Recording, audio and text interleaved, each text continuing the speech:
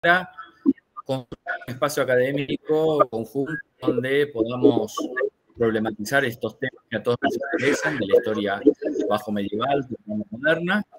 Así que esta es una actividad que está dentro de este plan de trabajo conjunto y que esperamos que en los próximos años continúe. Sabés, Víctor, que tengo un poco de retorno de mis propias palabras. No sé si se puede apagar el micrófono del aula. Listo. Gracias. En todo caso, si ustedes tienen que intervenir, lo que estaba pensando era si algún estudiante te hace la pregunta a vos y entonces vos, en todo caso, la incorporás por la vía del micrófono. Eso me parece que es más práctico que se levanten. Pero bueno, como vos quieras manejarlo ahí. Entiendo, Víctor, también que están visualizando, además de mi imagen, chat, porque a mí me gustaría compartir con ustedes algunas palabras claves que son el esqueleto de esta conferencia. Así que yo ahora los voy a empezar a hacer y ustedes me dirán si los ven correctamente o estoy entendiendo mal. ¿Ahí se ve? Estamos bien, está correcto. Bien, perfecto. Entonces, simplemente para ordenar la exposición y sobre todo para que los estudiantes puedan seguirme. Aquí tienen algunas palabras claves. Imaginen que yo estoy ahí presencial escribiendo en el aula. Entonces, en la pizarra voy a empezar por la primera palabra clave, que sería esoterismo occidental, a la izquierda, y luego voy a terminar al final de la exposición, dentro de aproximadamente una hora, con la palabra magia ceremonial. Como ustedes pueden ver, hay una larga lista de palabras claves, pero también se incluyen algunos nombres propios y títulos de libros.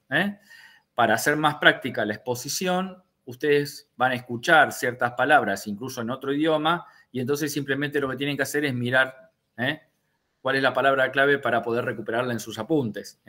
Casi como si yo me estuviera levantando de la mesa, escribo en el pizarrón y vuelvo a sentarme. Vamos a aprovechar así. ¿Se entiende esto? Entonces, además de las palabras claves que, insisto, se tienen que leer de izquierda a derecha y de arriba a abajo, y en el mismo orden van a aparecer en mi exposición, me voy a ir acompañando con imágenes en algunos momentos de la exposición para que ustedes puedan visualizar también esta cuestión que voy a problematizar.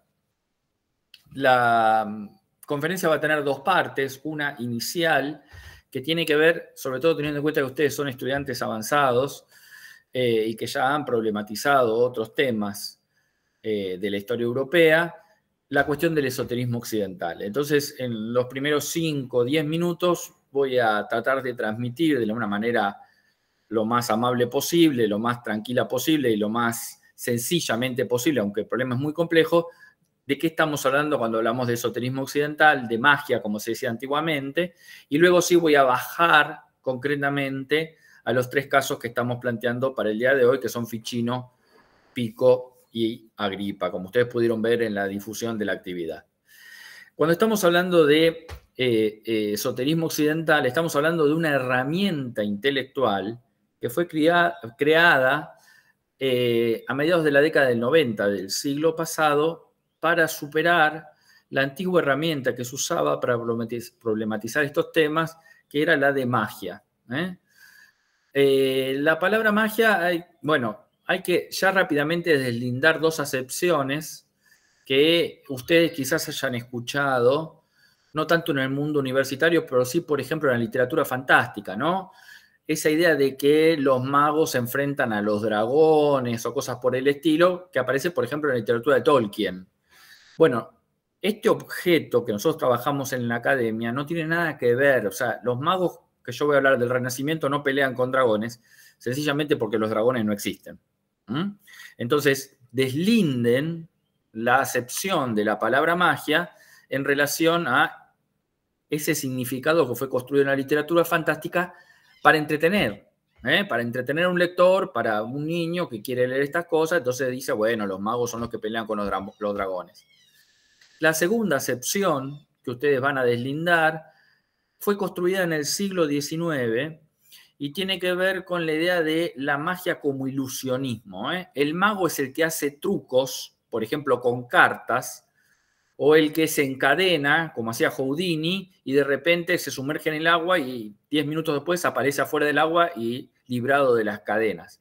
Esa idea de magia como ilusionismo, como entretenimiento a partir de fenómenos visuales que parecen ser una cosa y en realidad son otras, también la vamos a deslindar. Nuestros magos del Renacimiento están terriblemente alejados de esa idea de, no se imaginen a una gripa entreteniendo en un cumpleaños a los niños con trucos de magia, tampoco. Así que deslinden la acepción de magia como literatura fantástica, la acepción de magia como entretenimiento a lo Houdini o a lo David Copperfield. En la historia se utilizaba la magia en un sentido problemático más o menos a partir del año 1910-1920, cuando Avi Warburg, un historiador del arte alemán, la utiliza para trabajar unos frescos astrológicos en unos palacios del norte de Italia, y ahí empezó a surgir lo que se llamó la escuela de Avi Warburg, donde la palabra magia se empieza a utilizar para ciertos fenómenos históricos medievales y renacentistas. Como él era historiador del arte, lo utilizaba básicamente para el análisis desde esa disciplina. Pero lo que sería la escuela warburgiana, los seguidores de Avi Warburg, entre los que destacó Francis Yates, utilizan la palabra magia para ciertos fenómenos de la historia europea. El tema con la palabra magia, y no puedo entrar en los debates por motivos de tiempo, tiene que ver con que también los antropólogos la utilizaron durante todo el siglo XX para describir o analizar prácticas culturales de afuera de Europa. Por ejemplo, el caso más conocido es el de Malinowski, que cuando se va a vivir durante la Primera Guerra Mundial con los Trovian a Oceanía, él habla en términos de magia para describir las prácticas culturales de los nativos. Entonces ustedes piénsenlo analíticamente esto. Si una misma palabra designa prácticas culturales europeas medievales y al mismo tiempo práctica de los Trovian a principios del siglo XX, sí, entonces estamos hablando de una categoría que se utiliza para muchas prácticas culturales diferentes de pueblos que son totalmente extraños entre sí.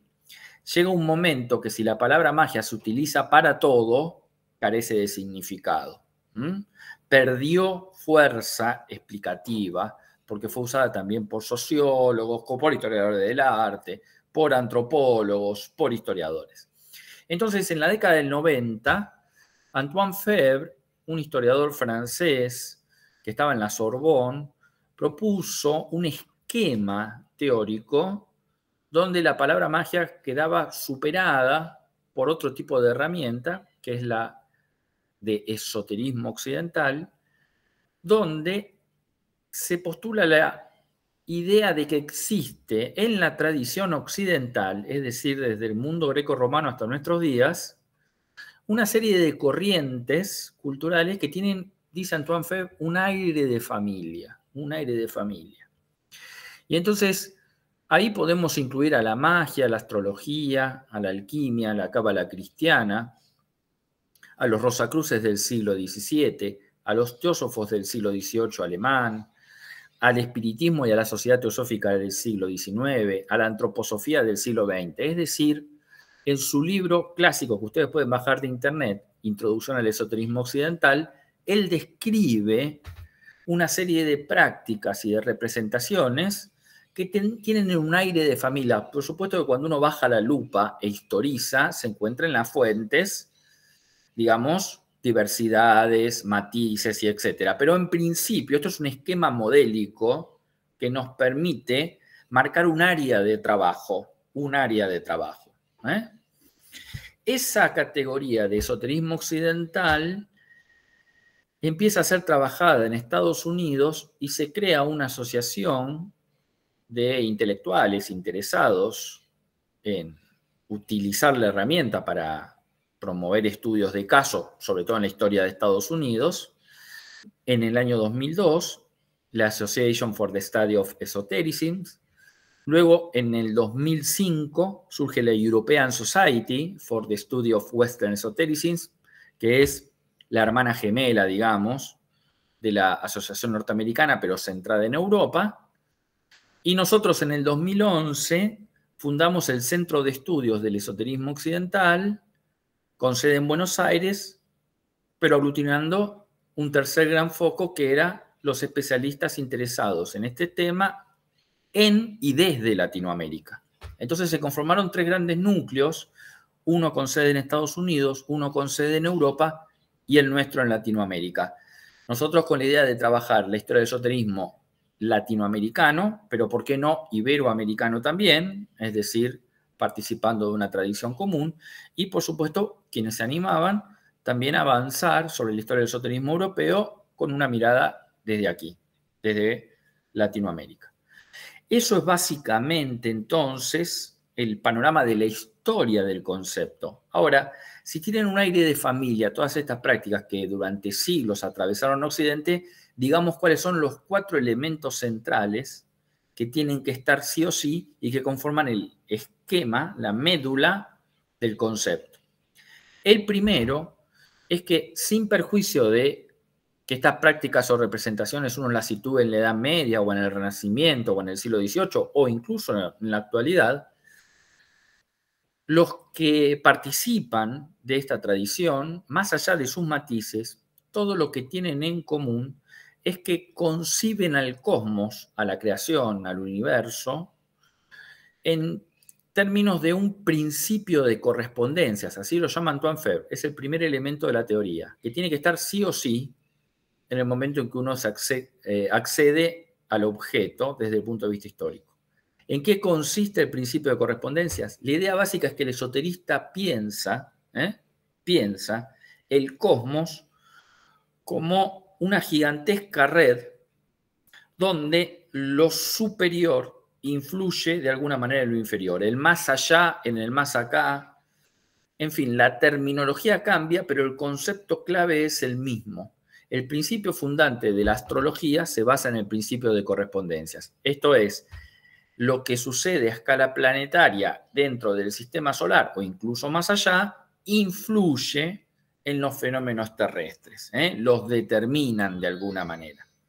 Entonces, lo que tienen en común todos estos esoteristas es que piensan un arriba y un abajo que están determinados recíprocamente. Los alquimistas dicen que desde abajo, desde la Tierra, pueden operar sobre el más allá, sobre aquel mundo supralunar, como decían en la época medieval, y desde ahí volver con un cierto conocimiento que les permite, por ejemplo, transformar los metales en oro. Y así sucesivamente. Lo que quiero que entiendan es que el principio de correspondencias es el primer punto rector de esta herramienta teórica. Ahora, ¿con esto alcanza? No. Necesitamos el segundo elemento, lo estoy diciendo rápido, pero digamos, porque el tiempo apremia, para ir solamente a los casos. El segundo elemento rector, además del principio de correspondencias, es que todos creen que la naturaleza está viva. Un esoterista, por definición, entiende que la naturaleza tiene todos los elementos de la naturaleza, tienen un poder, una virtud, una fuerza, la llaman de diferentes maneras, pero la idea básica es que más allá de lo que uno ve, de lo que uno oye, o de lo que uno huele, o de lo que uno toca en la naturaleza, hay algo escondido, hay algo a lo cual se puede eventualmente acceder, y entonces hay algo oculto que hay que desentrañar. Y esto vale para la magia, vale para la alquimia, etcétera, etcétera, etcétera. Repito, principio de correspondencias, principio de naturaleza viva. Todo está vivo. Incluso lo que para la ciencia no tiene vida, para el pensamiento esotérico sí lo tiene. Piensen en los planetas, en las montañas, todo lo que existe, absolutamente todo, está vivo o tiene en su interior una virtud o una fuerza o un poder. El tercer elemento de la teoría tiene que ver con el principio de mediación. los esoteristas, en este universo tan complejo de redes ocultas que de alguna manera se determinan recíprocamente, se ubican en el lugar de la mediación. ¿Qué significa la mediación? Significa que entre ese más allá y este más acá, donde hay alguien ignorante, pero que puede consultar para conocer algún tipo de saber que no tiene, el esoterista es el que brinda ese conocimiento. Imaginen ustedes una persona que quiere saber su futuro inmediato y consulta al astrólogo. El astrólogo hace la carta astral y le da a su cliente un conocimiento en función de ese estudio. Pues bien, ahí tenemos una persona que está siendo un mediador entre el cliente que no sabe y aquel saber que se puede leer en función de los análisis del cosmos. Y esto vale también para el alquimista, en la medida en que el rey que pretende obtener oro va y consulta, contrata a un alquimista para, por ejemplo, financiar un ejército. Entonces, si el alquimista le promete que va a transmutar el metal en oro, ahí estaría la mediación. Siempre son mediadores en el siglo XIX los espiritistas, ¿no? Una persona que había perdido un familiar se acerca a un espiritista y ahí aparece el mediador que consultaría a estas entidades del más allá con diversos fines, ¿no? Preguntar tal cosa o saber tal otra. Entonces, el tercer elemento de la teoría es la cuestión de la mediación, el lugar en el cual los esoteristas se ubican. Y el cuarto y último elemento es el de la transformación de la naturaleza o de la transmutación, como decían los alquimistas. ¿Para qué los esoteristas se ubican en mediadores y para qué conectan estos saberes del cosmos con la Tierra? Porque pretenden transformar la naturaleza, dice Antoine Fabre. Transformarla, o como decían los alquimistas, transmutarla. Yo tengo un objeto metalífero cualquiera y entonces voy y trato de desentrañar esas redes ocultas y con ese saber luego consigo lo que los alquimistas llaman la piedra filosofal, esto es la posibilidad de obtener oro con esa herramienta. Entonces el objetivo siempre tiene que ver con la transformación de algo. Por lo tanto, dice Antoine Fabre, cuando yo me sitúo en un espacio específico de la cultura occidental, en un momento dado, en una región determinada, y observo que un grupo de personas se representan al cosmos como una naturaleza viva, plagada de redes ocultas, que a su vez tienen niveles de interdependencia de arriba y de abajo hacia arriba, y estos individuos se ubican como mediadores entre ese más allá y más acá, y además quieren transformar la naturaleza. Si se cumplen los 4 elementos, tenemos esoterismo. Si se cumplen 3, 2 o 1 de los elementos, no es esoterismo, será cualquier otra cosa. Podrán llamarlo religiones populares, presciencia, pseudociencia, las categorías son muchas, pero el esoterismo, para que aparezca en las fuentes, tiene que cumplir estos 4 elementos. Es un tipo ideal que o se aplica o no se aplica. Y por lo tanto tiene ciertos límites. Por supuesto, es una herramienta para pensar un fenómeno de la historia que no alcanza a comprender la totalidad de la historia, sino ciertos fenómenos específicos. Hay mucho que queda afuera y que tiene que ser estudiado con otras herramientas, no con esta. Por último, Antoine Fabre dice que hay otros 2 elementos que no necesariamente tienen que estar en las fuentes, pero que cada tanto aparecen. Uno es el principio de iniciación, maestro-discípulo, se ve claramente, se ve en los casos que vamos a trabajar hoy, la idea de que un esoterista brinda a una serie de discípulos elegidos por él un saber específico vinculado a esta filosofía oculta, como dice Agripa. El tema es que Antoine Fabre dice no necesariamente puede aparecer el elemento de iniciación, porque en muchos casos en la fuente se lee que hay esoteristas que dicen que obtienen este saber no por otro ser humano que los inició, sino porque un día estaban soñando y entonces este saber les aparece en sueños, o porque aparecen entes de algún tipo sobrenaturales que en algún momento de sus vidas los iluminan con estos saberes. Entonces ahí no habría una iniciación maestro-discípulo. Así que ese elemento puede o no puede estar. Sería el quinto elemento de la teoría que a veces aparece y no aparece. Con que estén los otros cuatro es suficiente. Y el último elemento de la teoría, que tampoco es necesario que esté, es lo que Antoine Frege llama la práctica de la correspondencia, y que básicamente tiene que ver con una técnica que tienen los esoteristas del siglo XIX y del siglo XX, que es la idea de que detrás de todas las religiones existe una verdad única.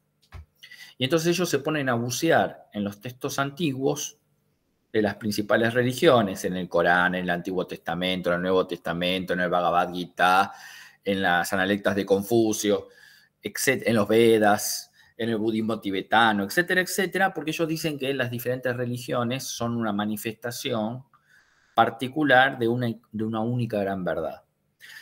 Y entonces eso, el principio de concordancias de las diferentes religiones en una única verdad, es muy típico, por ejemplo, de los textos de Madame Blavatsky, la fundadora de la Sociedad Teosófica, que escribió Isis sin velo y la doctrina secreta. Los pueden bajar ambos textos de internet, donde está este tema de la concordancia de todas las religiones en una única verdad que está oculta, ¿no? Y que los esoteristas pueden desentrañar. ¿Por qué este último elemento no necesariamente está en todas las corrientes esotéricas? Sencillo, por motivos históricos. En el siglo XVI, nuestro Ficino, nuestro Pico, nuestro Agripa, no podían de ninguna manera leer textos del Extremo Oriente, sencillamente porque los europeos recién estaban dando sus primeros pasos en la expansión ultramarina y el Extremo Oriente era una región de la ignorancia absoluta en el sentido de los europeos, ¿sí? Recién en el siglo XIX, por la vía del imperialismo inglés, se consigue acceder a las culturas del Extremo Oriente, del interior de África, etc. Entonces, no es posible pedirle a un esoterista del Renacimiento la práctica de la concordancia de religiones cristianas y no cristianas a una escala global. Así que, cuando estamos hablando de esoterismo, estamos hablando de esto. No estamos hablando ni de la magia de David Copperfield, no estamos hablando de la literatura fantástica de los magos con los dragones según Tolkien, no estamos hablando de la magia a lo Malinowski entre los Trovian desde la antropología. Estamos hablando de un concepto que se aplica específicamente para la tradición occidental. En principio, entonces, no se podría hablar de un esoterismo tibetano, un esoterismo chino o un esoterismo incaico.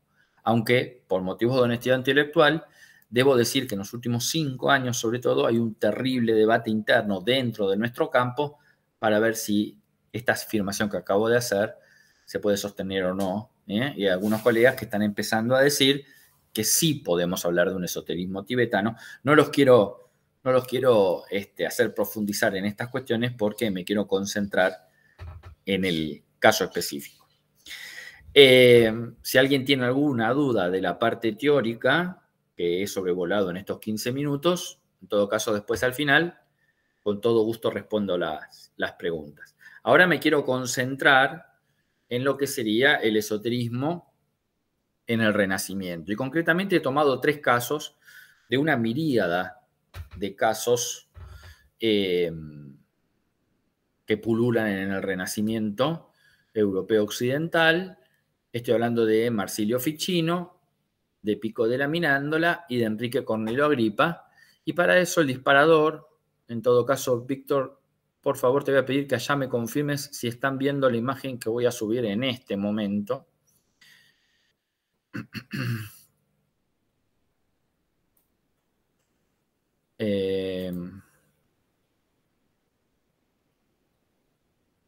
Acá la encontré. Necesito, Víctor, que me confirmes si la están viendo. Yo ahora no los veo a ustedes, veo mi propia imagen.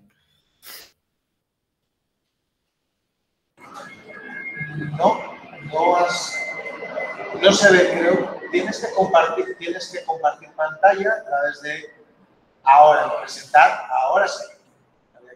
Ahora se ve, muy bien. Ahora yo no los estoy viendo. Muy bien, apagarme el micrófono, así no me hace ruido.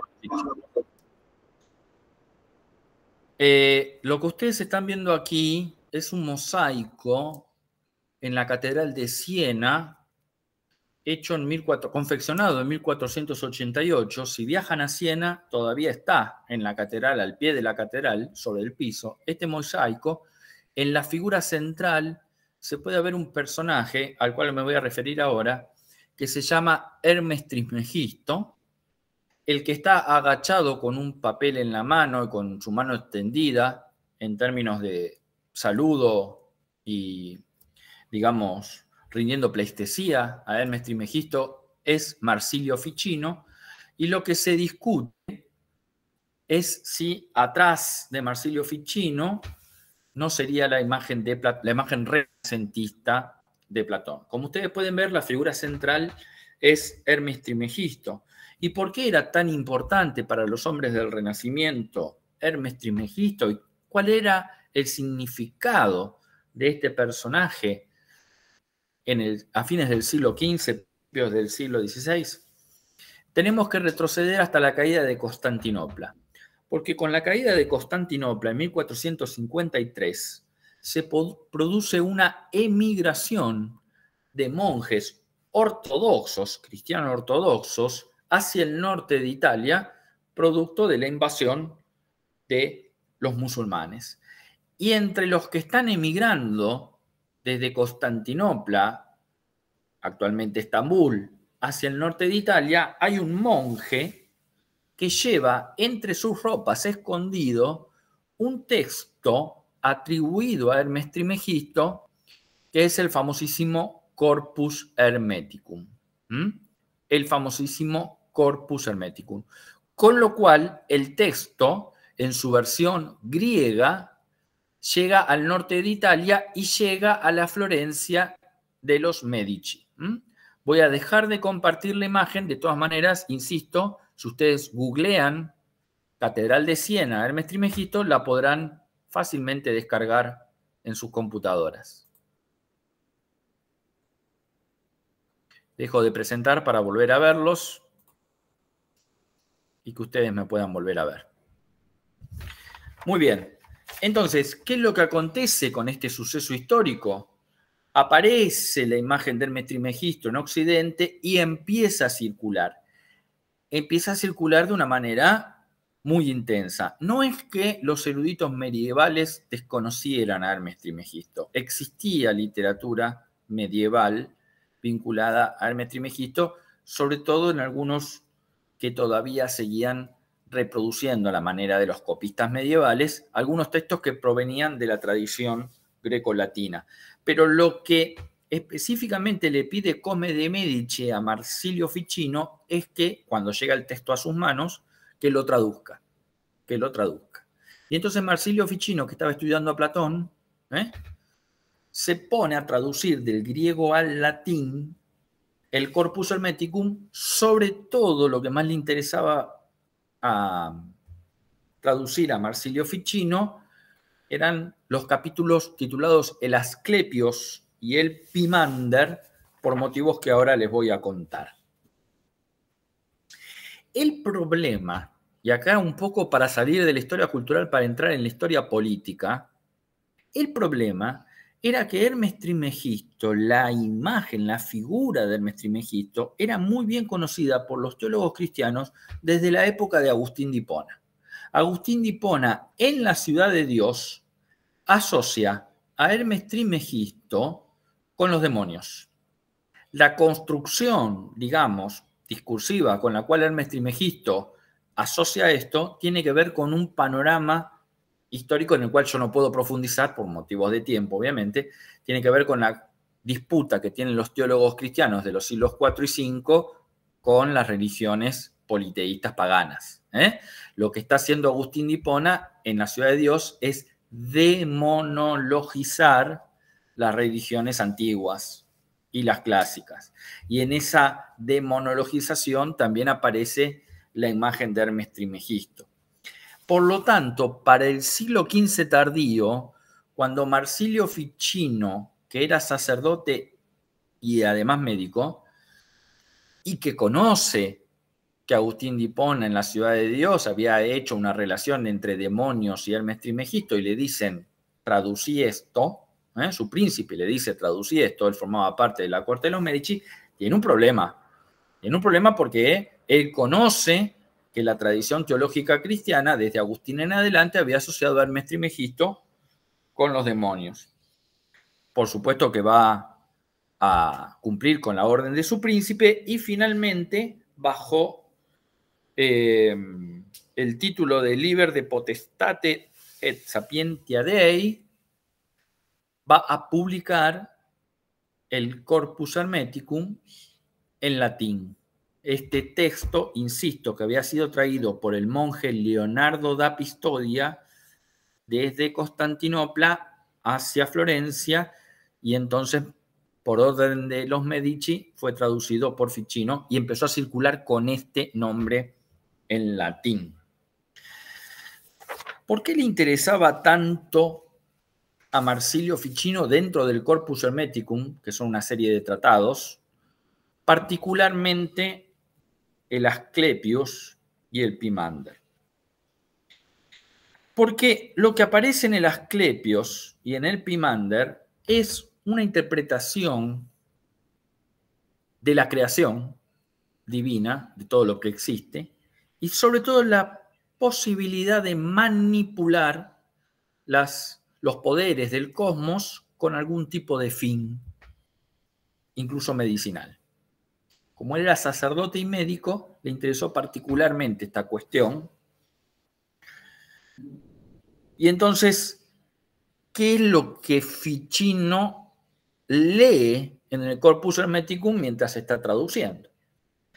Lo que se cuenta en el Asclepios, que es el diálogo entre Hermes Trismegisto y su discípulo, que se llamaba Asclepios, es que Hermes Trismegisto le enseña que los sacerdotes egipcios de la antigüedad, por medio de una serie de operaciones mágicas, hacían descender una fuerza de los planetas a las estatuas con las cuales habían construido los templos, y esas estatuas inanimadas hasta ese momento adquirían vida al vivificarse merced ese descenso de la fuerza celeste.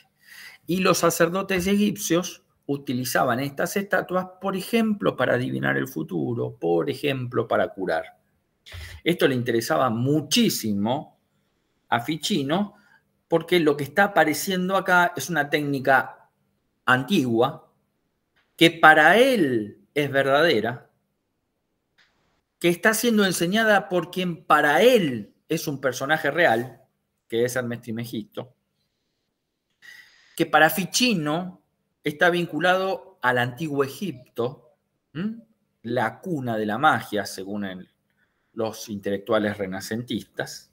Y entonces Marsilio Ficino cree haber encontrado una sabiduría que se ha perdido y que él puede poner en práctica. Le interesaba pasar a la acción, no quedarse solamente en el plano de la traducción. Y entonces Marsilio Ficino, además de traducir, escribe su propio libro, el libro de la vida, el De Vita, que también lo pueden bajar de internet, y yo ahora les voy a compartir la imagen. Volvemos, por favor, Víctor, a que me confirmes si pueden ver la imagen del De Vita, apenas yo la suba. Demora unos segundos en subir, pero sube.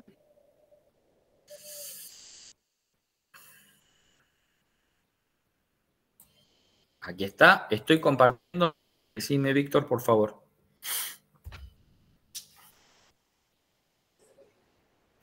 Aún no, pero supongo que estará cargando.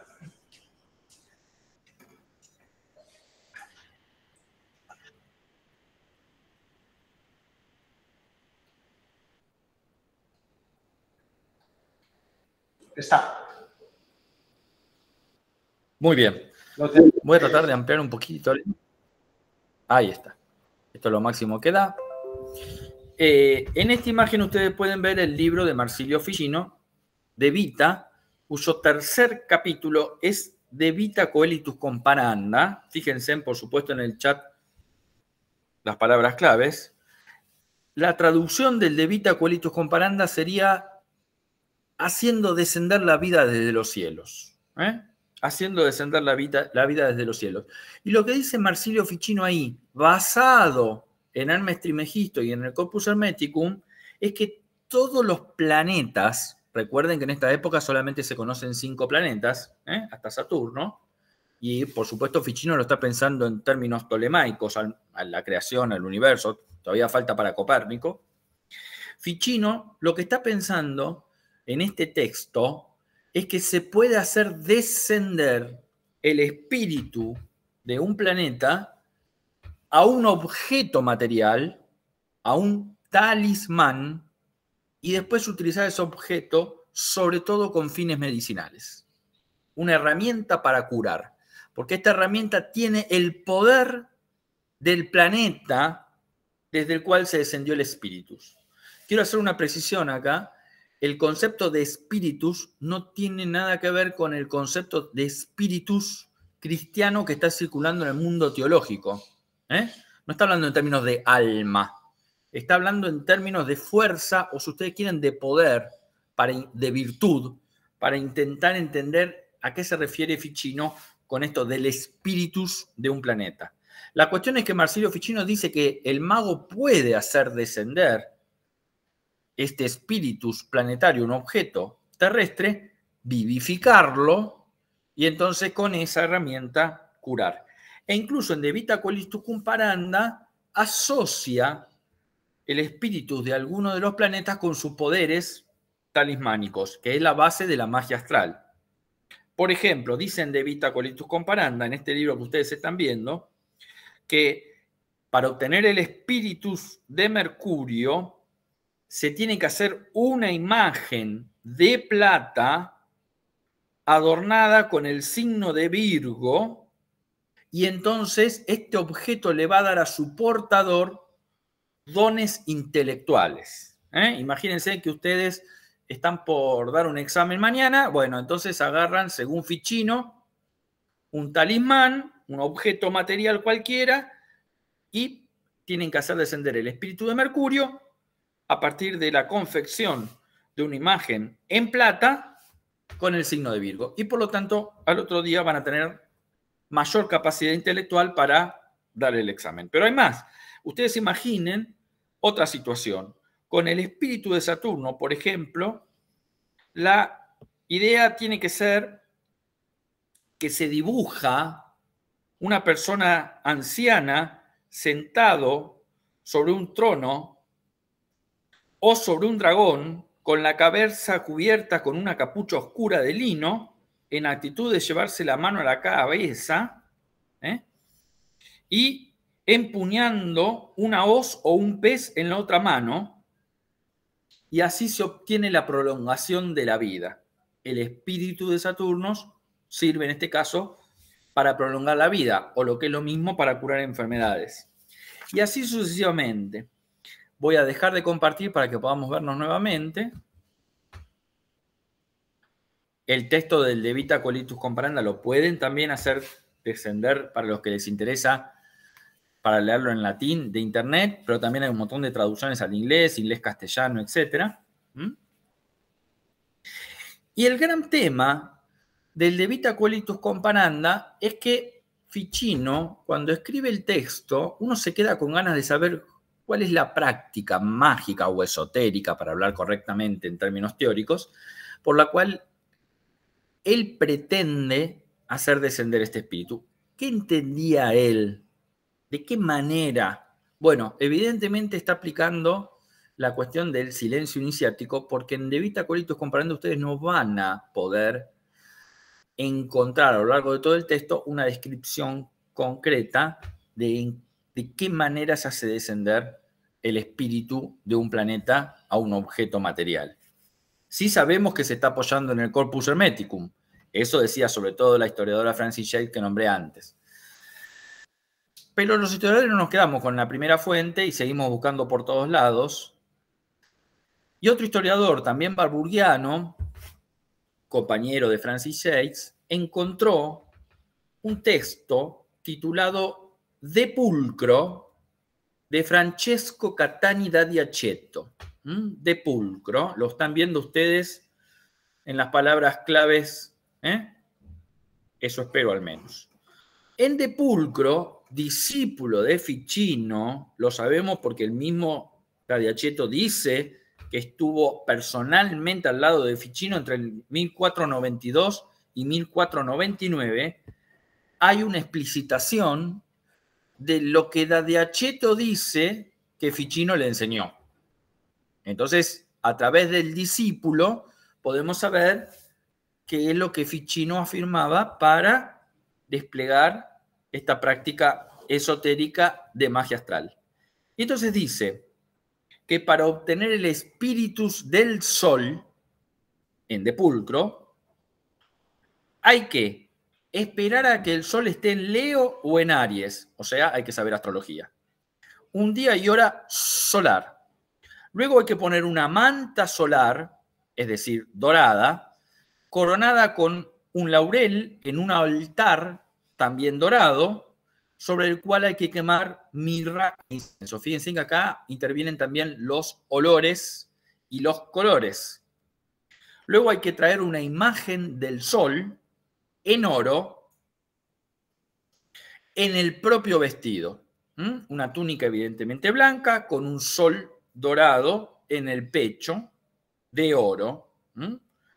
Luego la imagen va de la imagen que hay que confeccionar en el talismán con el cual se va a vivificar desde el sol con el espíritu que se hace descender, depende de cuál es el objetivo. Si se quiere curar, debe hacerse un sol entronizado y coronado, justo en el momento en que el sol esté en Leo. Además de todo esto, dicen De Pulcro de Diacetto, hay que cantar un himno al sol que se lee de los oráculos de Orfeo, literatura clásica, y además de eso, y lo más importante, dice Diacetto, es que hay que tener una predisposición positiva, emocionalmente positiva, a que esto va a dar resultado. Si se cumplen con todas estas herramientas, todas estas técnicas, se va a conseguir hacer descender el espíritu del sol y ese talismán vivificado con este espíritu va a servir para curar.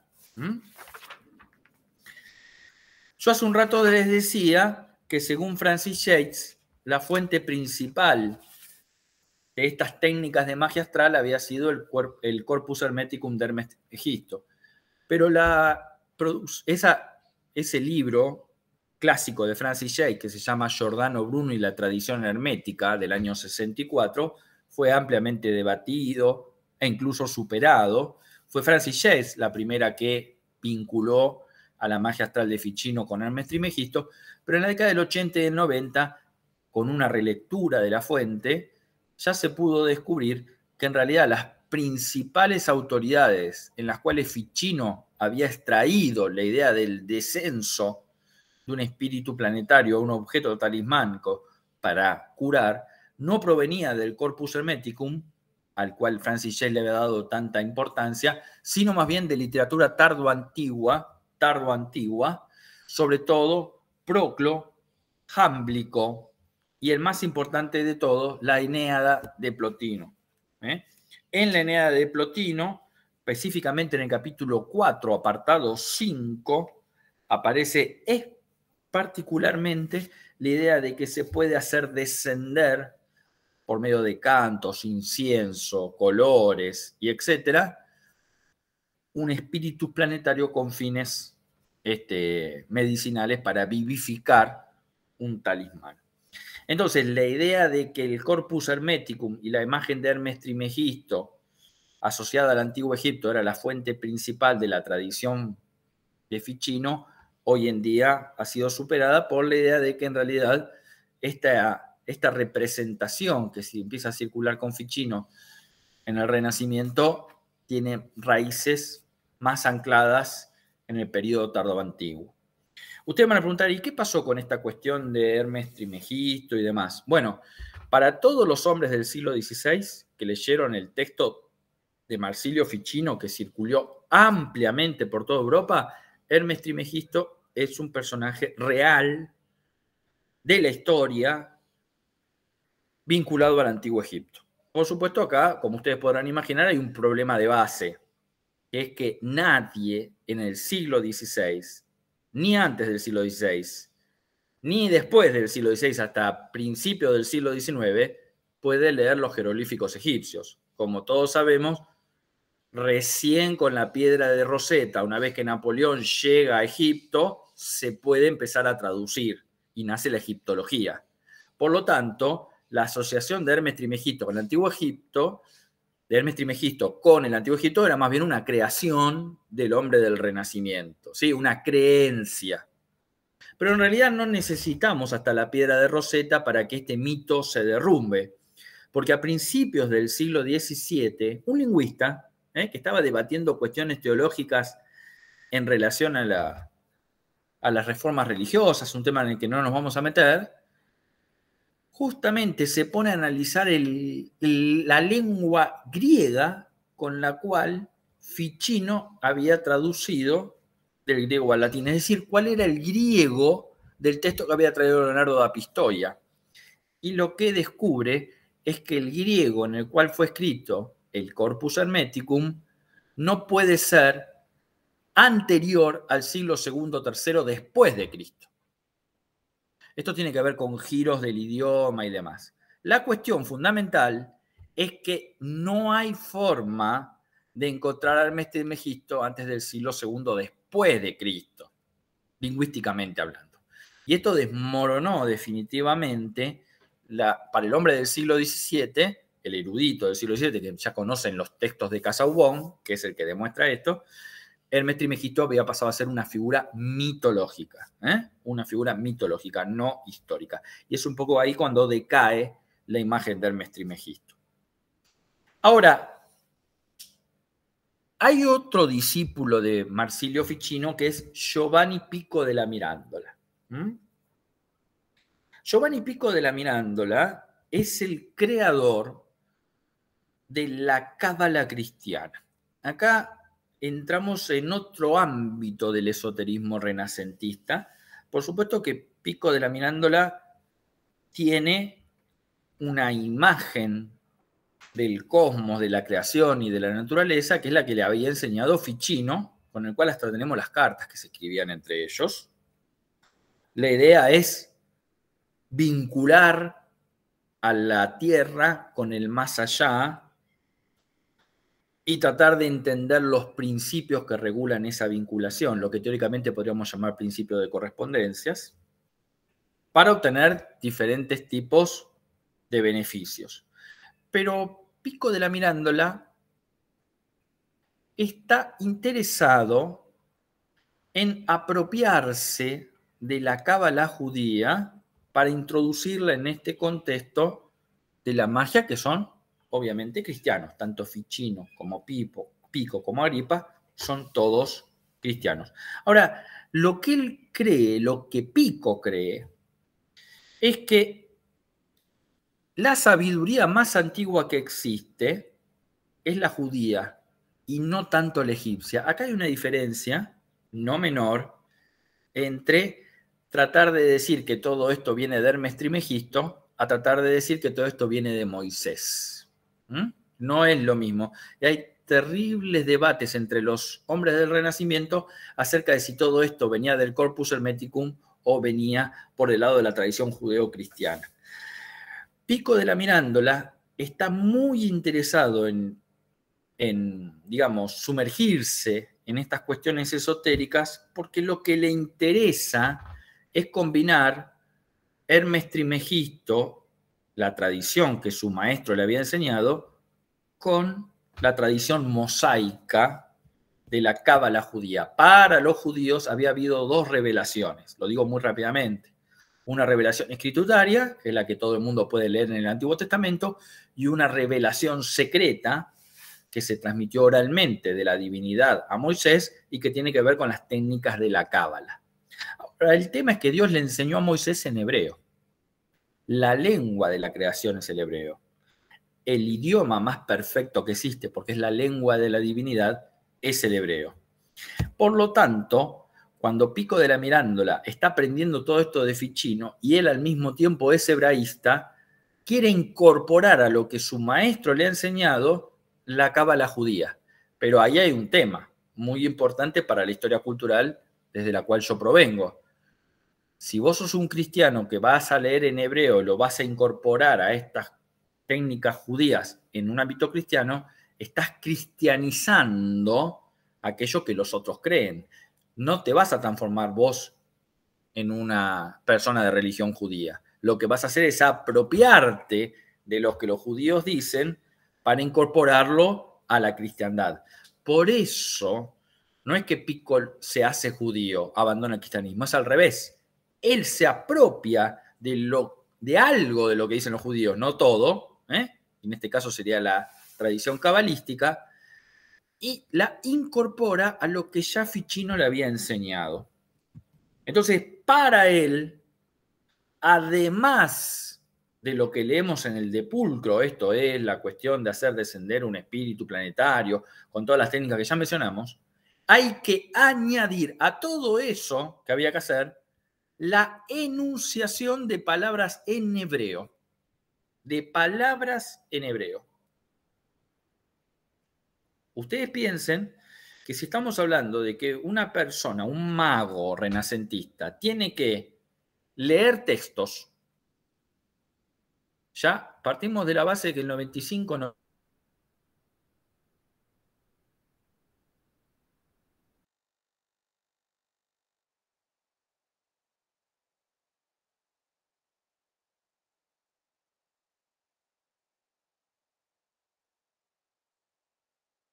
El círculo se...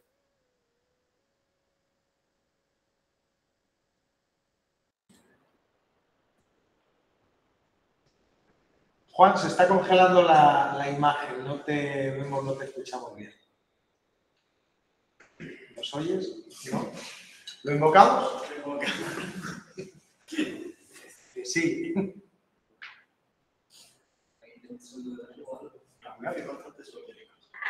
Mucho de verdad. A ver.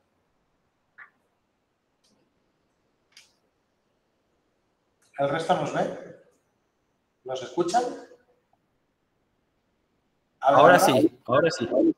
Sí, vuelve entonces.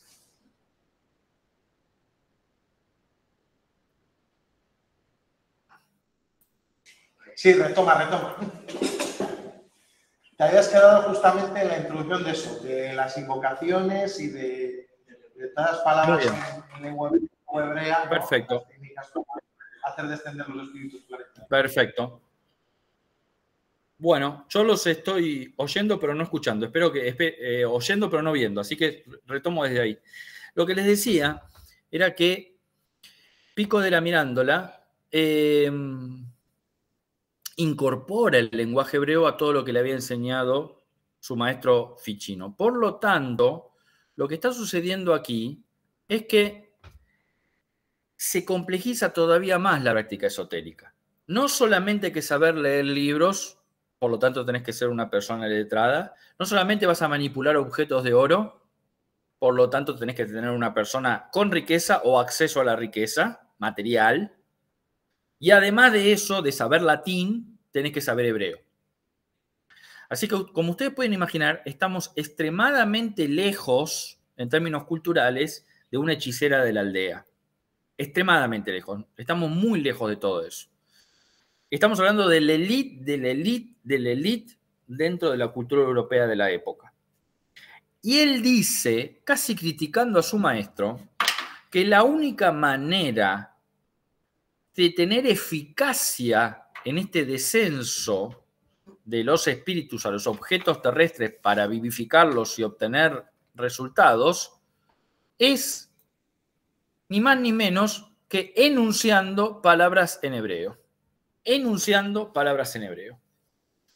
Entonces, escribe 900 tesis, sus famosas Conclusiones Philosophicae, Cabalisticae et Theologiae, donde ordena esta idea de que la magia astral, en realidad, para ser eficaz, tiene que transformarse en magia cabalística y utilizar enunciados en idioma hebreo. Hay que aprender hebreo porque ese es el lenguaje de Dios, porque ese es el lenguaje con el que Dios creó todo lo que existe. Y entonces el mago debe ser casi como un co-creador de la naturaleza en los términos en los que el mismísimo Dios lo ha creado. ¿De dónde había sacado Pico de la Mirándola esto que claramente no le había enseñado Ficino? Lo saca de Flavio Mitridates. Flavio Mitridates era un judío converso, pasado al cristianismo, que había sido profesor de teología en Roma y en 1483 tiene una serie de acusaciones que uno nunca sabe cuando lee las fuentes si son reales o no, sobre todo tratándose de una persona de religión judía, porque uno podría estar detrás de una situación de antisemitismo, pero la cuestión es que lo acusan a él de haber matado a una persona y se tiene que escapar. Y se va de Roma al norte de Italia. Y ahí es donde Pico de la Mirándola lo encuentra, y en 1486, Flavio Mitridates le enseña el idioma hebreo, lo transforma en un hebradista a Pico, y es donde Pico une lo que por un lado había obtenido de Ficino y por otro lado de Flavio Mitridates. Por eso Pico de la Mirándola, insisto con el punto, porque es muy importante, no es un cristiano que se convierta a la religión judía, sino que es un cristiano que se apropia de parte de lo que pensaban los judíos y lo introduce en lo que Ficino le había enseñado años antes. En las conclusiones, Pico de la Mirándola dice que estas cuestiones mágicas no tienen nada que ver con la obra del demonio. Acá está disputando palmo a palmo con las ideas de Agustín de Hipona en La Ciudad de Dios. Además dice que es posible establecer un vínculo entre el cosmos y la Tierra enunciando palabras en hebreo, con lo cual se puede hacer descender el espíritu planetario a ciertos talismanes para manipular esas virtudes naturales, y va más allá. Él dice que la Cábala confirma la tradición cristiana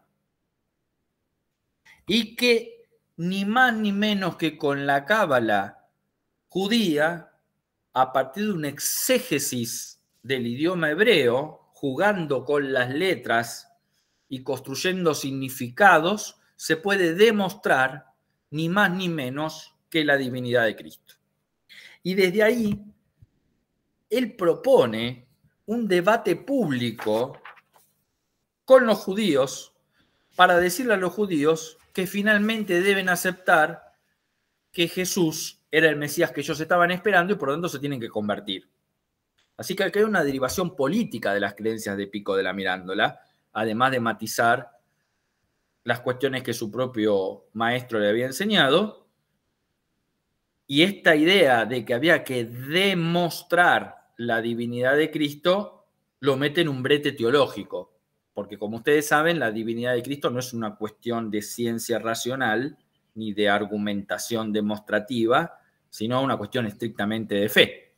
Cuando el Papa Inocencio VIII se entera que Pico de la Mirándola está enunciando esto, designa una comisión papal para estudiar las 900 tesis de Pico, entre las cuales está Pedro García, un teólogo español, y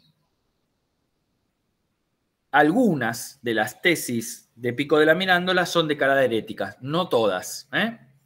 El libro de Pico de la Mirándola, 900 tesis, quisiera mostrárselos, porque también tuvo amplia circulación en toda Europa occidental durante estos años. A ver, Víctor, si me podés confirmar si lo están viendo.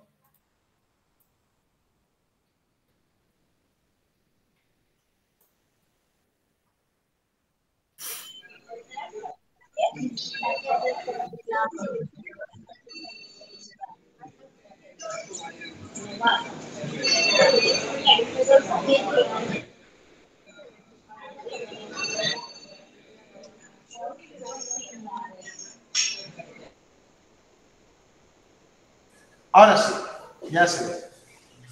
Perfecto. Entonces, en este libro, no todas las conclusiones, pero parte de las conclusiones son declaradas heréticas. Víctor, cerrame el micrófono, por favor, que me hace... Gracias. Entonces, son declaradas heréticas y acá Pico huye del norte de Italia hacia Francia para que no lo agarren, porque una declaración de herejía, ustedes saben, podía terminar eventualmente en la muerte. Y acá hacemos un conflicto internacional, porque Pico era una persona extremadamente conocida en el mundo de la erudición europea occidental de la época. El rey de Francia lo protege y le da una carta de protección en Francia y además una carta en la cual él podía deambular desde Francia hacia el norte de Italia, una carta, diríamos hoy, de inmunidad para que nadie arreste a Pico della Mirandola por la orden papal. Y así consigue Pico volver a la Florencia de los Medici, donde obtiene la protección definitiva, muriendo en 1494. Muy joven, tenía apenas 31 años. Voy a dejar de compartir. La cuestión es que al mismo tiempo que empieza a surgir en toda Europa occidental las representaciones de la cábala cristiana, y hay muchísimos cabalistas que apoyados en Pico son todos cristianos y se apropian de las ideas de Pico, las hacen circular, y estoy hablando, por ejemplo, en Francia de Guillaume Postel, para nombrarles uno. Al mismo tiempo empiezan a surgir discursos contra la cábala cristiana. El primero es el propio Pedro García, que había formado parte de la comisión papal, que había estudiado el texto de las 900 tesis, que, detalle importante, las 900 tesis empiezan a circular ampliamente en Europa al mismo tiempo que el famosísimo texto, digamos, clave del Renacimiento, tal vez el más importante de todos, que es la oración sobre la dignidad del uomo, sería el discurso sobre la dignidad del hombre, en el cual Pico della Mirandola, como ustedes saben, centra la principal preocupación de los eruditos europeos en el hombre y no en el cosmos, ¿no? Es, digamos, el himno al cambio antropológico, al giro de la erudición europea desde esa búsqueda del cosmos y de la divinidad tan típica del medioevo, ¿no? Ese giro hacia una mirada más antropocéntrica. Entonces, los dos textos circulan ampliamente y Pedro García es uno de los primeros en atacar las ideas de Pico. ¿Y en qué términos? Él dice que esta magia, y sobre todo la magia cabalística, es perversa, es diabólica, es contraria a la fe, que en el caso de que se enuncien palabras en hebreo, lo que desciende de los planetas no es un espíritus, sino el mismísimo demonio, que los talismanes confeccionados de esta manera son demoníacos, y entonces acá empieza a construirse un discurso anticabalístico cristiano que va a ser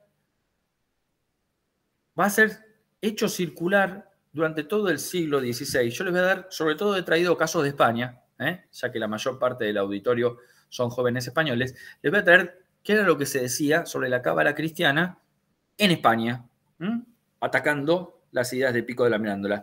Uno de los que traigo es Pedro Siruelo, famosísimo intelectual del siglo XVI, que en 1538, en su Paradoxal Cuestiones, critica y condena a la cábala judía en general desde una postura antisemita y además condena la utilización de la cábala judía por los cristianos.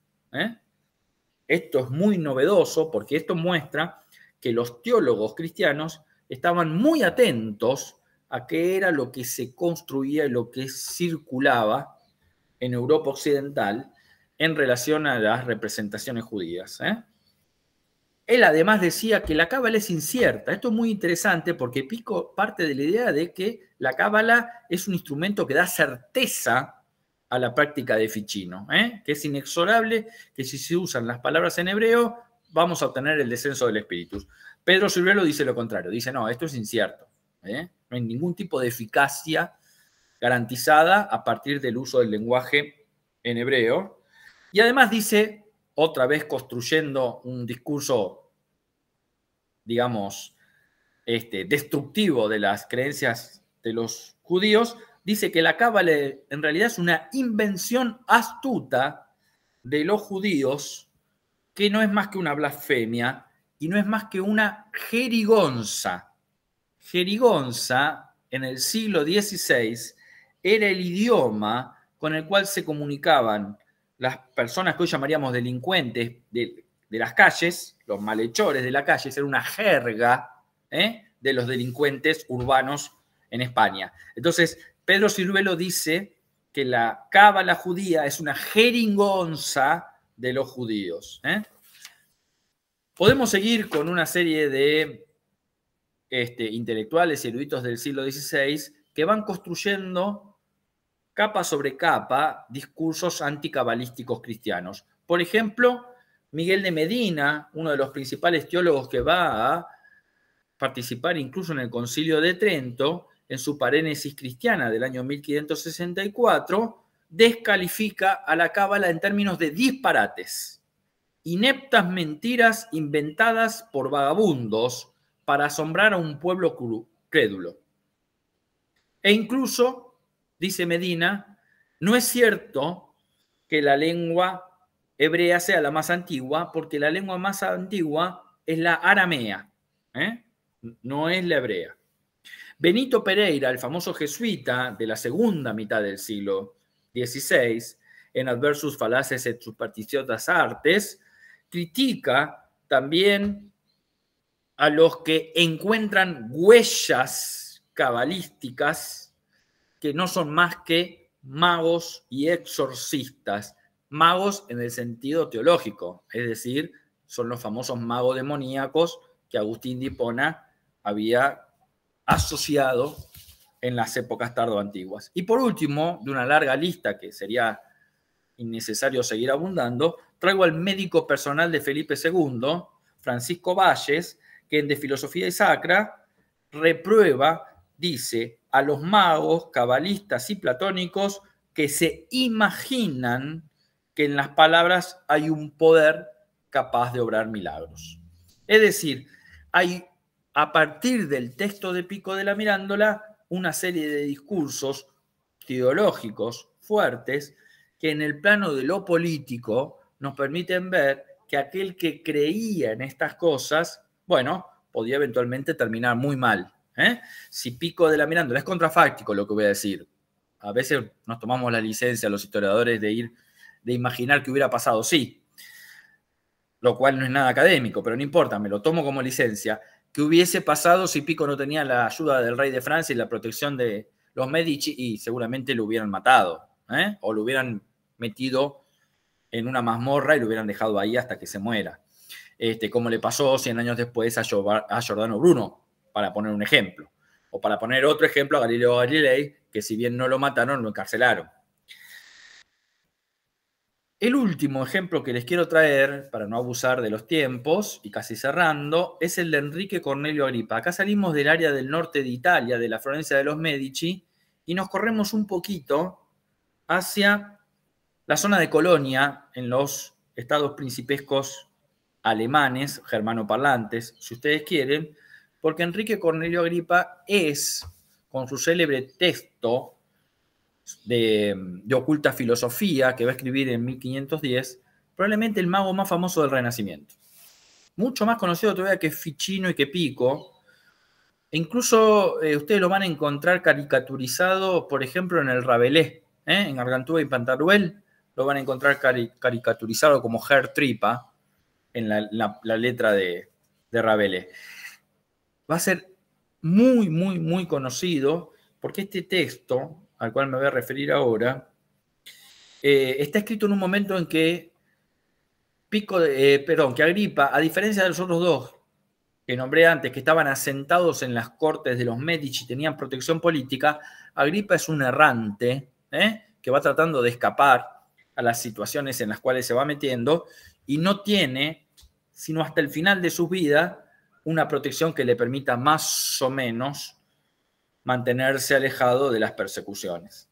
Él había nacido en Colonia, era hijo de una familia de la baja nobleza, estudiado en la Universidad de Colonia, había empezado a estudiar letras, idiomas, latín, por supuesto, y empieza a viajar.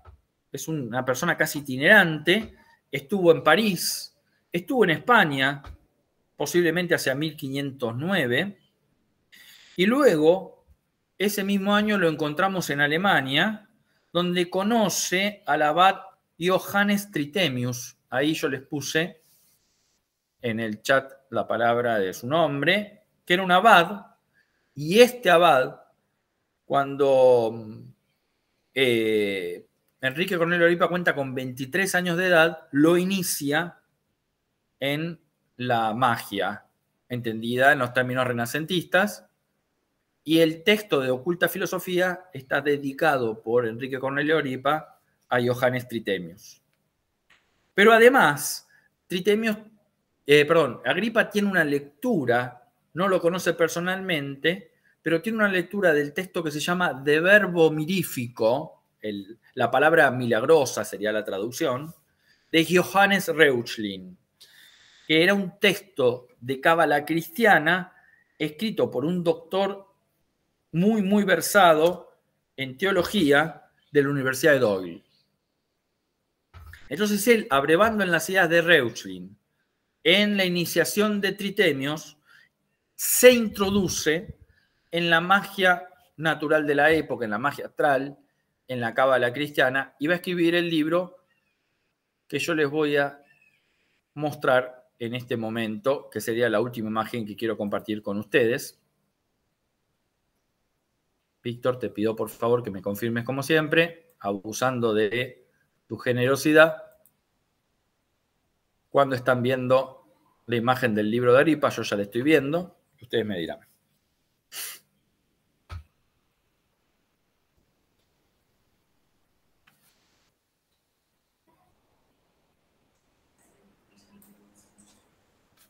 Listo, ahora. Ahí se ve.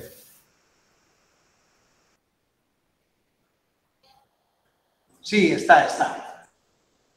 Perfecto.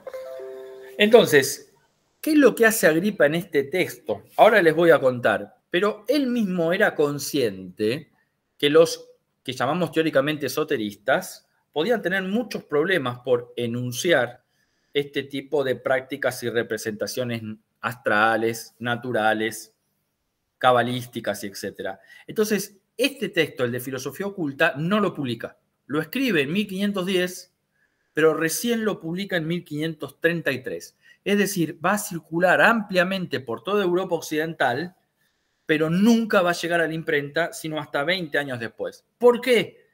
Porque apenas llegó a mano de uno de los superiores de la Orden Franciscana de Burgundia, Jean Catilinet, el libro, en forma manuscrita, inmediatamente este franciscano le mete una denuncia por herético judaizante, y entonces ahí empiezan las peripecias de Enrique Cornelio Aripa por toda Europa Occidental, porque los teólogos empiezan a tratar de encontrar en su texto afirmaciones heréticas para llevarlo ante un juicio por herejía.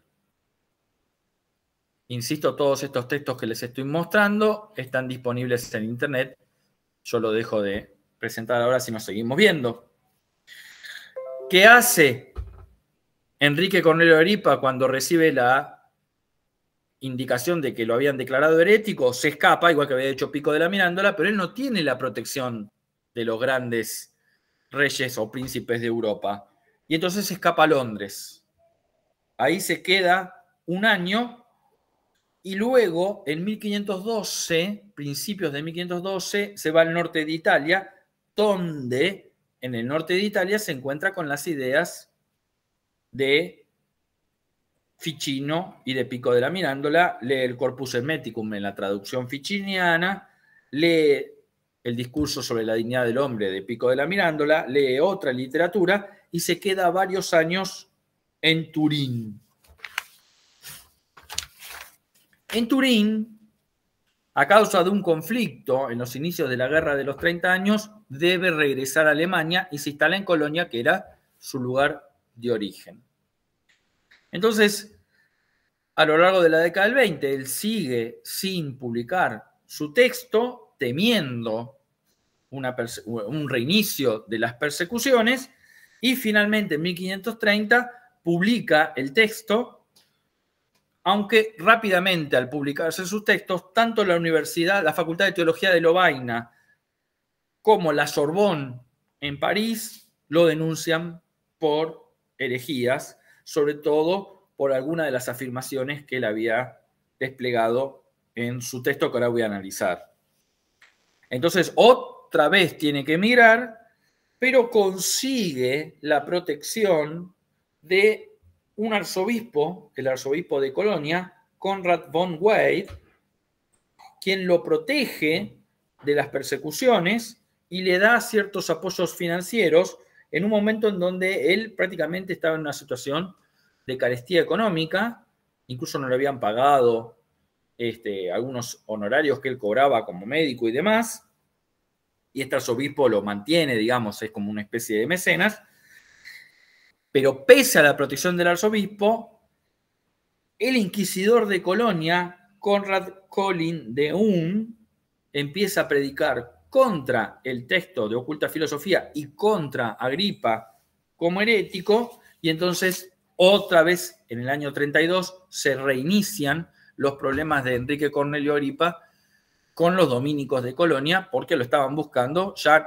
ahora estamos hablando a nivel de Inquisición. Se escapa de Colonia y estamos en 1533 y desaparece de la historia. No sabemos qué pasó con Enrique Cornelio Agripa. No sabemos. Lo que sí se puede, digamos, como indicio, es que uno de sus sobrinos, muchos años después, escribió en 1563, en otro texto que tiene que ver con la casa de brujas, yo no lo puedo traer ahora acá, dice que su tío, Enrique Cornelio Agripa, había muerto en Francia en 1535. Ahora, ¿por qué tantas persecuciones desde que escribió el texto y durante los 20 años siguientes que lo hicieron mover de Alemania a Italia, de Italia a Francia, de Francia otra vez a Italia, de Italia otra vez a Alemania y otra vez saliendo presumiblemente hacia Francia hacia el final de su vida? El texto tiene tres partes. Yo les quiero mostrar el texto, porque también lo he traído mientras les hablo. Vamos a perder el contacto visual, pero ustedes van a tener nuevamente una imagen del texto para que vean la nomenclatura con la cual él escribe. ¿Se acuerdan que Pico de la Mirándola decía que no solamente había que escribir en latín, sino también en hebreo y manejar el hebreo para, bueno, dar certeza a estas técnicas mágicas? Como pueden ver acá, en una de las ediciones de Oculta Filosofía, claramente podríamos decir que Enrique Cornelio Agripa era políglota. Se ve claramente cómo escribe en latín, pero al mismo tiempo introduce caracteres en hebreo, que era precisamente lo que Pico de la Mirándola había señalado a Ficino y lo que presumiblemente Enrique Cornelio Agripa pudo haber aprendido durante su estadía en el norte de Italia entre 1512 y 1520. ¿Sí? Dejo de compartir para cerrar. El texto se divide en tres partes: la magia natural, la magia celeste y la magia ceremonial. Es un libro que en realidad son tres libros en uno.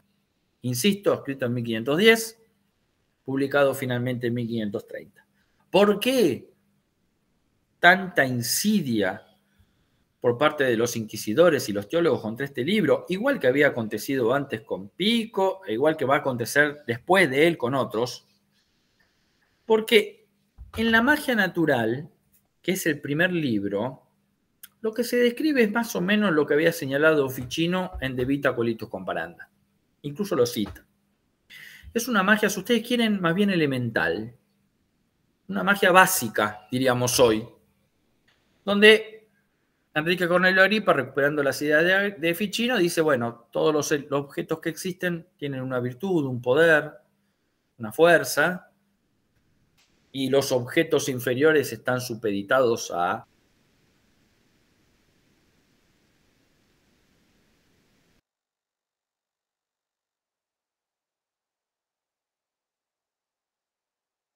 en los objetos naturales, y entonces eso se puede manipular por medio de las técnicas que enseñó Ficino. Todo el primer libro es una larga serie de técnicas mágicas basadas en la magia astral de Ficino, en la astrología de Ficino.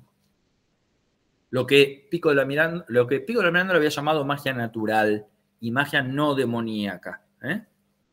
Incluso con esta magia, dice Agripa, se puede adivinar el futuro, se puede leer a través de las líneas de las manos el futuro de una persona, porque los objetos celestes imprimen en la mano de una persona su futuro.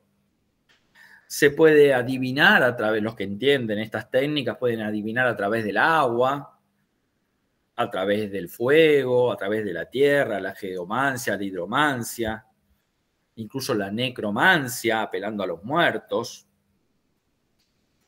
Pero acá Agripa introduce la cuestión del uso del idioma hebreo que había sido señalado por Pico. Es decir, que ya en el primer libro Agripa está señalando que esto no es tan fácil de manipular o de conocer.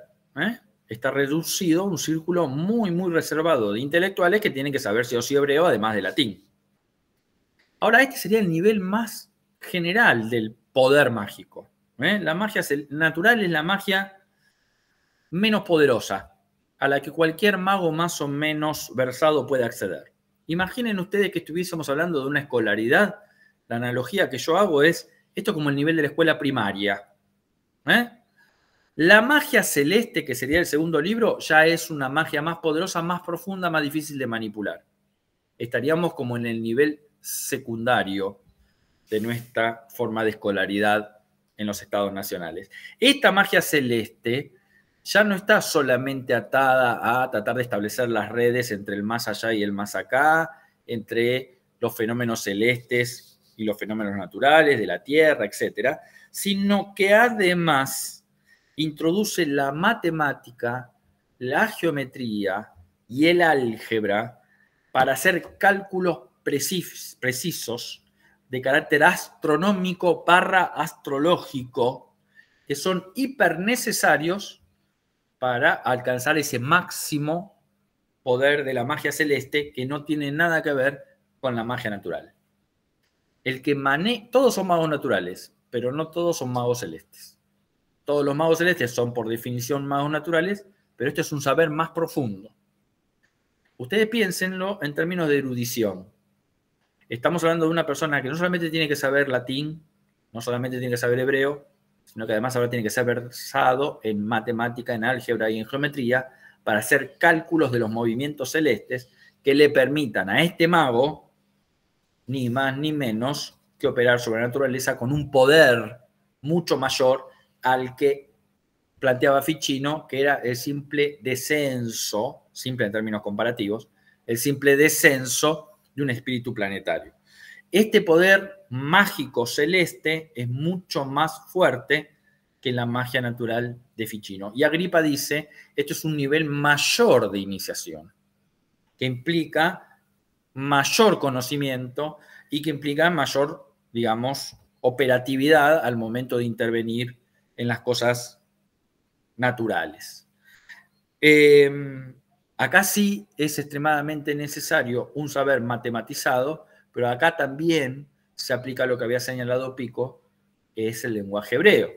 Los enunciados de los magos para esta magia celeste deben ser en hebreo, no en latín, porque si no, no son eficaces. Entonces, el mago celeste necesita saber de una serie de técnicas y de una serie de prácticas que el mago natural, el tradicional, obviamente no sabe, y por lo tanto el poder del mago celeste es muy superior al del mago natural. Pero el tercer libro que es el más importante, y acá me gustaría que, sobre todo los estudiantes que están ahí escuchando, quizás puedan intuir, yo voy a hacer un silencio para que se den cuenta solos, como hago acá en mis cursos en Buenos Aires. El mago ceremonial, según Agripa, es el más poderoso de todos. Está en el tercer libro de Oculta Filosofía, sobre la filosofía oculta. El mago ceremonial es el más poderoso de todos, mucho más poderoso que el mago celeste y mucho más poderoso que el básico mago natural. Volviendo a la analogía, si ustedes quieren, de los conocimientos, ya pasamos la escuela primaria, ya pasamos la escuela secundaria, ahora estamos a nivel universitario, en una supuesta analogía de iniciaciones. El mago ceremonial es el más poderoso de todos y Agripa dice que a lo largo de la historia fueron muy poquitos los magos ceremoniales, porque en la magia ceremonial, además de adquirir todas estas herramientas intelectuales que son muy difíciles de adquirir para la vida de una persona, sobre todo ustedes imaginen que en el Renacimiento las personas tenían un promedio de vida de 40 años, así que vos en menos de 25 tenés que aprender latín, hebreo, matemática, álgebra, geometría, etcétera, etcétera, etcétera, y leer a los clásicos, etcétera. O sea, no hay manera.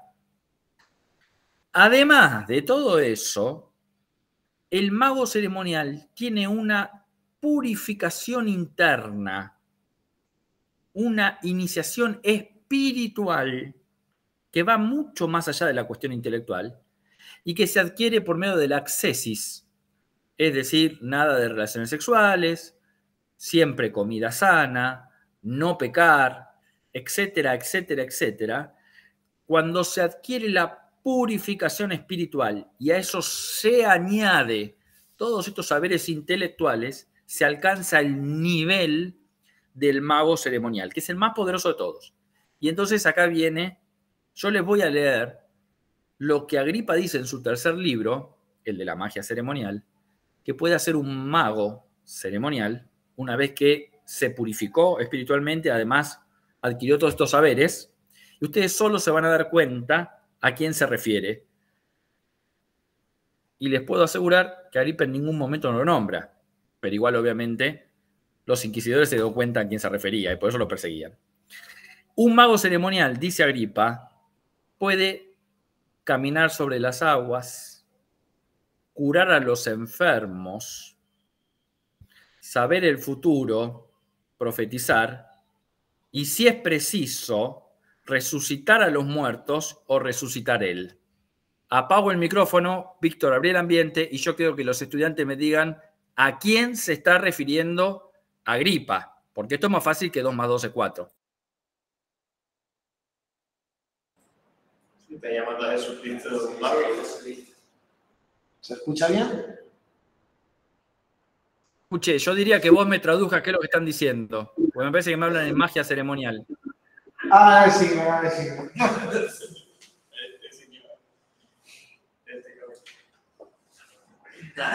Creo que no lo está viendo todo. A la hoguera con ellos, ¿no? Bueno, dime, Víctor, ¿a quién están refiriéndose en el aula esa? Sí. ¿Qué piensan que Agripa dijo? Coinciden todos que a Jesucristo, ¿no? Sí. Exactamente, acertaron. Y no es que acertaron, quiere decir que me siguieron a lo largo de la conferencia. Muy bien. Bueno, cerrame el micrófono, Víctor, así cierro la exposición. Entonces, acertaron. Se está refiriendo a lo que teológicamente se llama Jesucristo. El problema acá es que para un teólogo medieval o renacentista, Jesucristo puede caminar sobre las aguas, resucitar a los muertos, resucitarse a sí mismo, porque es el Hijo de Dios. Punto.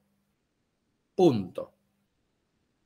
Y Agripa está diciendo una tremenda herejía para la época, porque lo que está diciendo él no es que Jesús sea el Hijo de Dios estrictamente hablando, sino que sus poderes emanan de una iniciación en el plano espiritual y en el plano intelectual. Y hay un segundo problema, la unicidad del caso de Jesús, que no puede ser nunca más reproducido en la historia, porque el Hijo de Dios es uno solo y en todo caso volverá a él en el futuro, se pone en crisis en esta magia ceremonial porque cualquier hijo de un vecino que se inicie en la magia ceremonial y además se purifique lo suficiente, va a terminar caminando sobre las aguas también. Entonces, este libro, ustedes se imaginen un teólogo leyendo este libro, imaginen pidiendo, por favor, quiero la cabeza de Agripa ya mismo, que me lo voy a comer con un cuchillo y tenedor en una hamburguesa. ¿Se entiende? Y eso que Agripa había tenido el cuidado de no decir en el ejemplo que él trabaja en la magia ceremonial, que lo que él estaba pensando era Jesucristo, pero esa cautela que él tuvo no le alcanzó, evidentemente, y por eso tuvo que vagar durante 20 años por toda Europa Occidental. Entonces cierro. En la primera parte de la conferencia, de esta clase aula magistral, estuvimos precisando todo lo que entendemos los historiadores desde hace más o menos unos 25 años por esoterismo occidental. Yo les di las características de este esquema modélico, es una herramienta con la cual pensamos una serie de fenómenos históricos, y luego esa herramienta la bajé a 3 casos específicos de la Europa renacentista, de fines del 15, principios del 16. ¿Podríamos haber trabajado con otros ejemplos? Por supuesto que sí. Hay casos extraordinariamente bellos, como por ejemplo el mago isabelino John Dee en la corte de Isabel I. Está el caso de Kepler, Johannes Kepler, que era un famosísimo astrólogo, que quizás a ustedes le enseñaron, como a nosotros aquí en Buenos Aires, que Kepler era un astrónomo, y claro que lo era, pero además era astrólogo. Los ejemplos son muchísimos. Yo he tomado 3. Y en esos 3 aproveché para hablarles de la magia astral de Marsilio Ficino en su célebre texto Coelitus Comparanda, De Vita Coelitus Comparanda, apropiándose del Corpus Hermeticum de Hermes Trismegisto, que para él era un sabio del Antiguo Egipto, y que después se supo que no lo era, que era un personaje mitológico. Luego pasé al estudio del texto de su discípulo, de Giovanni Pico de la Mirandola, sus célebres 900 tesis, sus 900 conclusiones, y vimos en qué contexto surge esto que es la cábala cristiana, que es la apropiación de algunas ideas de los judíos en un ámbito cristiano.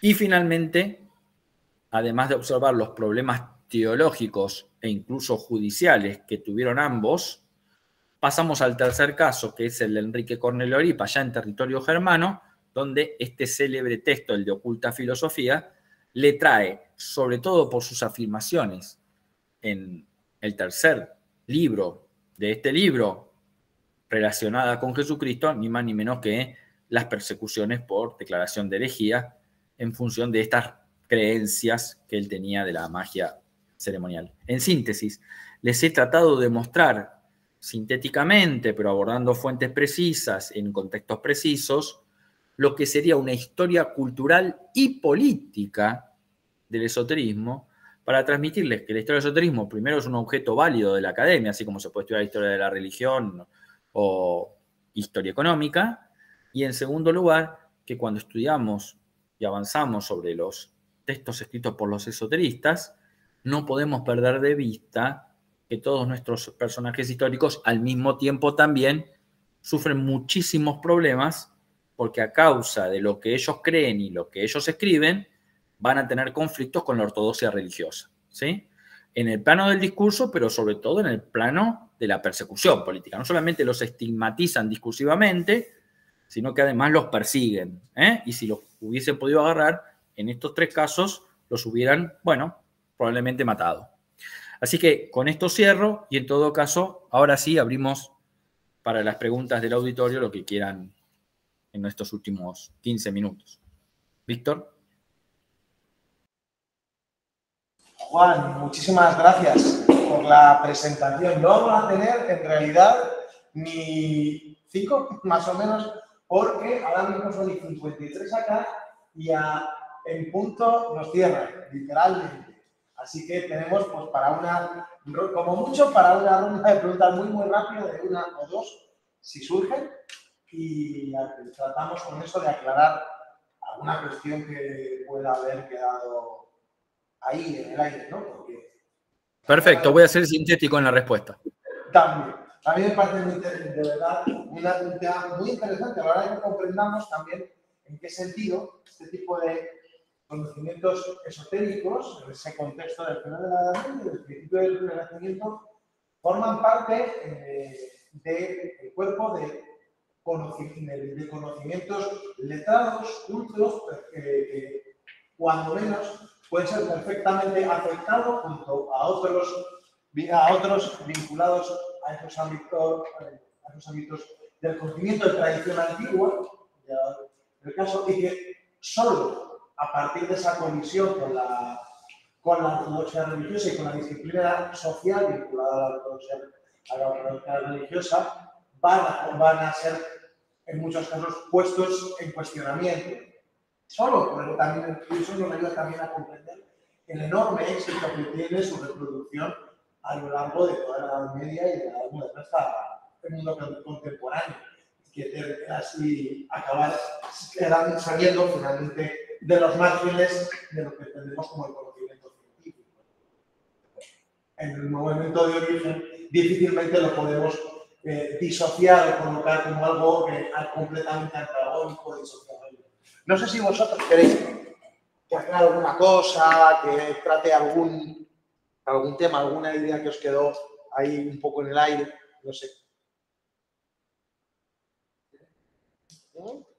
Quizá, porque sí que nombramos una cosa, a lo mejor en esta clase y en otra, la relación que a lo mejor, no la relación, sino el punto de vista que a lo mejor pueden tener estos esoteristas de la magia popular, que también la persigue la Inquisición y la Iglesia Católica. ¿Cuál es el punto de vista que a lo mejor tendría un esoterista? Porque eran personas muy letradas, muy entendidas en este tipo de cosas, y seguro que eran conscientes de que dentro de las tradiciones populares existían, pues, prácticas que se consideran mágicas. O sea, ¿qué opinaría una persona de esta época a lo mejor con respecto a este tipo de prácticas? ¿Las consideraría como boberías del pueblo llano y ellos son los que realmente pueden ejercer estos poderes, o ven alguna relación entre los poderes que ellos han estudiado en esa alta magia con esa baja magia? Bueno, es una excelente pregunta. Es una excelente pregunta que me la hacen también en mis cursos aquí en Buenos Aires y en La Plata. Voy a ser sintético. Mírenlo desde el punto de vista de un teólogo o de un inquisidor. Son prácticas demoníacas. Son prácticas demoníacas. No importa si son eruditas o no tienen un soporte escritutario.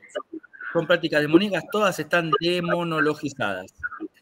El tema es que una campesina de una aldea que cae en la garra de la Inquisición, que no sabe latín, por supuesto, ni mucho menos hebreo, que no está versada en ningún tipo de saberes, que ni siquiera puede entender aquello que se le acusa, prácticamente la única salida que tiene de una acusación de este tipo es la hoguera. Es la hoguera. En cambio, un Ficino, un Pico, una Agripa, no solamente construyen discursos apologéticos, no solamente se defienden oral y forma escrita, sino que además, como vimos hoy, tienen contacto con los príncipes, con los reyes, con los arzobispos. Entonces, no es tan fácil que les caiga encima un juicio de este tipo. Cuando hablamos de la casa de brujas, entre comillas, porque también hubo muchos, comillas, brujos, varones, se calcula alrededor del 30%, estamos hablando de las personas analfabetas, de las hechiceras de las aldeas, cuyas prácticas no están ancladas en libros eruditísimos como lo que estuvimos viendo. No son personas ricas como el conde Pico de la Mirándola. No están vinculadas a las cortes de los Medici o del arzobispo de Puerto. Entonces, lamentablemente para estas mujeres y varones, en una proporción menor, no están en condiciones de defenderse ni intelectual, ni económica, ni políticamente. Desde el punto de vista social, son otra cosa. Ahora, la segunda parte de la pregunta me parece también muy interesante. Los propios esoteristas, los Enrique Cornelio Agripa, denostaban a las prácticas mágicas populares, pero no en términos de monológicos, sino en términos de inoperantes, en términos de ignorancia. ¿Sí? Si una hechicera de una aldea metía una pata de murciélago en una olla y con eso decía curar el mal de ojo, Agripa se hubiese reído 3 días seguidos. ¿Entiende? Pero no porque es una cuestión de demonios, sino porque eso no tiene ninguna eficacia. Entonces, la forma en que tiene Agripa de atacar estas prácticas, llamémosle populares, no es la misma que la de los teólogos. Para un teólogo todo es lo mismo. Todo es demoníaco, todo es herético, todo hay que perseguirlo. Pero una Agripa vería tranquilamente las diferencias entre lo que él afirma o lo que afirmaba Ficino y lo que va a decir una aldeana. Y además una aldeana no tiene la más remota idea de quién es Agripa. No tiene forma de leerlo. No sabe leer. ¿Se entiende? Entonces, está muy buena la pregunta porque introduce la cuestión de la historia social, además de la historia política. E incluso si ustedes quieren la historia económica. Porque para publicar un libro en una imprenta hay que tener dinero.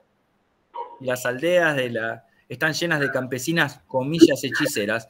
Lo que menos tienen es dinero para publicar un libro. ¿Se entiende? Así que estas preguntas deparan muchos matices con los cuales podríamos seguir hablando hasta las 4 de la mañana, si quieren. No hay problema.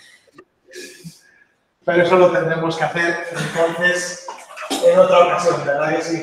Y tendremos que entonces seguir profundizando y plantear a lo mejor, por ejemplo, algún tipo de, qué sé yo, el curso de especialización, ¿verdad? En este tipo de desde la historia de la cultura, de la historia social de la cultura y del conocimiento, ¿no? En estas épocas anteriores a la universidad contemporánea. ¿Vale? Lo vamos a dejar aquí antes de que lleguen los BLs y nos echen de acá a patadas.